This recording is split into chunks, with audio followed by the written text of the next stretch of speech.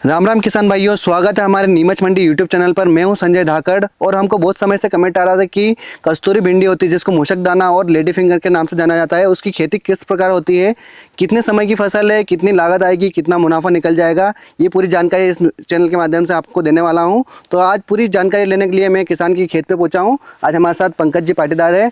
राम राम जी। राम राम साहब। थोड़ा सा अपना परिचय दे दीजिए।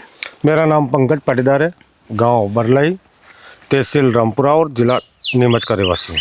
तो आप कितने समय से इसकी खेती कर रहे हो? ये विगत 3 साल से कर रहा हूँ। 3 साल से खेती करो। कुछ मुनाफा वाली खेती है? बहुत बढ़िया मुनाफा है इसमें। तो आप जैसा कि बता रहे थे कि सोयाबीन की जगह आपने ये लगाना स्टार्ट करी है, तो उससे अच्छा मुनाफा हो रहा है आपको? जी बिल्कुल हो रहा है, क्योंकि हम भी लगाते हैं सोयाबीन, तो हमको बहुत नुकसान हो रहा है, सोयाबीन में कुछ फायदा नहीं हो रहा है। अच्छा, इसकी बुआई का उचित समय कौन सा रहता है? जून जुलाई में इसकी बुआई कर दो। और 6 महीने की फसल है? 6 महीने की फसल है। अच्छा, पहली तुड़ाई कब स्टार्ट होती है इसकी? 3.5 महीने बाद।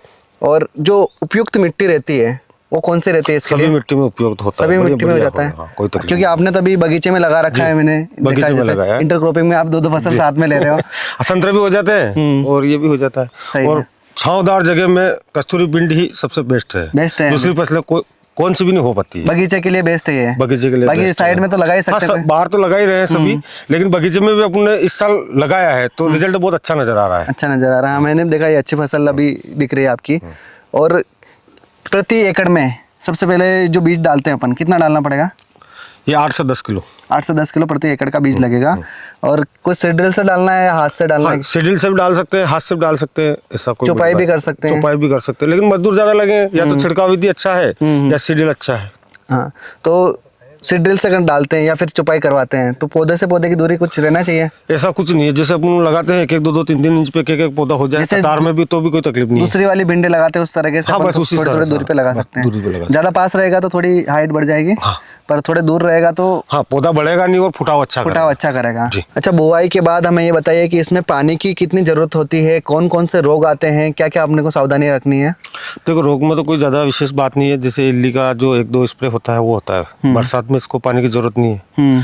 जब तुड़ाई चलता है अपना नवंबर दिसंबर 2 महीना तुड़ाई चलता है। 6 महीने की फसल है तो 2 या 3 पानी लगते हैं। 2-3 पानी। जैसे सर्दी का मौसम आने लगता है तो कोई पानी की इतना विशेष जरूरत नहीं रहता। बारिश में तो ऊपर से गिर जाएगा, बारिश हो जाएगी। फिर अक्टूबर नवंबर दिसंबर में जब जरूरत लगे तब पानी पिलाते रहो। तुड़ाई के बाद 2-3 पानी में हो जाएगा। सूखेगा नहीं, वैसे भी ठंडी स्टार्ट हो जाएगी तो। अच्छा, इसके बाद रोग जैसे बताया आपने, इल्ली वगैरह आती है, उसके अलावा कुछ और रोग आते हैं इसमें? अभी तक तो कुछ नहीं दिखा है। मच्छर वगैरह कुछ? कभी हो जाता है मच्छर वच्छर, कभी फंगस का मान लिया जाए। किसी साल काली मच्छी या सफेद मच्छी भी अटैक करती है। हाँ, तो देख के स्प्रे कर दो अपने हिसाब से। अपने हिसाब से, वो तो देख रेख तो करना ही है किसान। इल्ली का तो वैसे भिंडी में रहता ही है प्रकोप, कोई से भी भिंडी हो रहता ही है, पर ज्यादा नहीं रहता, इसमें ज्यादा नहीं रहता है। वो खाने वाली भिंडी में ज्यादा रहता है। आगे हमें ये जानकारी दीजिए कि इसमें कौन कौन सा खाद लगता है, खरपतवार नियंत्रण अपने को कैसे करना है? देखो, खाद तो ये है कि हम तो इसको जैविक करते हैं, बिल्कुल अपना गोबर खाद ही डालते हैं जी, है ना, या केचुआ खाद डालते हैं। और किसान भाई चाहे तो रासायनिक भी कर सकते हैं। रासायनिक में जैसे DAP वगैरह हो गया, SSP हो गया, स्टार्टिंग में डाल सकते हैं इसका। और खरपतवार नियंत्रण कैसे करना है? हम तो निंदाई गोड़ी करवाते हैं। पूरा आप ऑर्गेनिक ही करते हो इसमें? क्योंकि फसल ही ये औषधि फसल है, तो ऑर्गेनिक करोगे तो सबसे बेटर ऑप्शन यही है आपका। और निंदाई गुड़ाई कब कब करनी है हमने? जैसे पहला निंदाई तो 20 या 22 दिन 25 दिन के आसपास हो जाती है, फिर 40 से 45 दिन के आसपास हो जाती है। उसके बाद पौधा बड़ा हो जाता है तो फिर 2 निंदाई में काम हो जाएगा जी।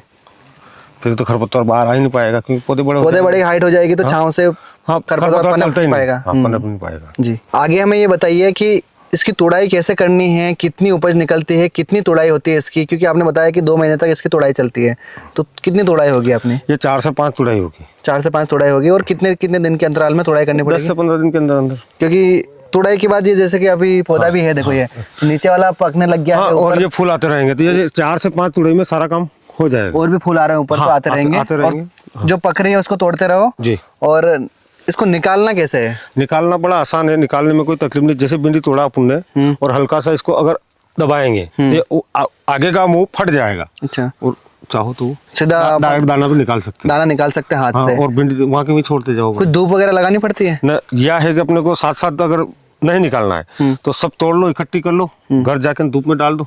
2 दिन बाद वो जैसी धूप लगी फट जाएगी सारी फलियां और आराम से हाथ से निकल जाएगा। और थोड़ा बहुत अगर रह गया है तो डंडा है या ट्रैक्टर घुमा दो, कुछ भी कर लो और अलग कर लो, हो जाएगा। और आसान है। अच्छा, हम उत्पादन की बात करें तो इसमें एक एकड़ में कितना उत्पादन निकल जाएगा? 1 एकड़ में 8 कुंटल तक निकलता है, 6 से लेके 8 कुंटल निकलता है। निकलता आपने निकल ही रहा है हर बार। हाँ, और 4 से 5 तुड़े बनती है। 4-5 तुड़ाई में निकलता रहेगा। है। पहली तुड़ाई में ज़्यादा निकलेगा, फिर थोड़ा कम कम, टोटल मिला के 8 क्विंटल प्रति एकड़ तक निकल रहा है निकल आपके। जाएगा। अच्छा, इसका लागत की बात करें शुरू से लेकर खेत तैयार से करने से लेकर हार्वेस्टिंग तक कितना खर्चा आ जाएगा? 1 एकड़ में 20,000 के आसपास टोटल आ गया, इसमें बीज आ गया, निंदाई गुड़ाई सब आ गया, और खाद वगैरह सब आ गया, निकालना तुड़ाई सब आ गया। 20,000 का प्रति एकड़ में खर्चा आ रहा है। और शुद्ध मुनाफा अपने हाथ में कितना बच के आ जाएगा?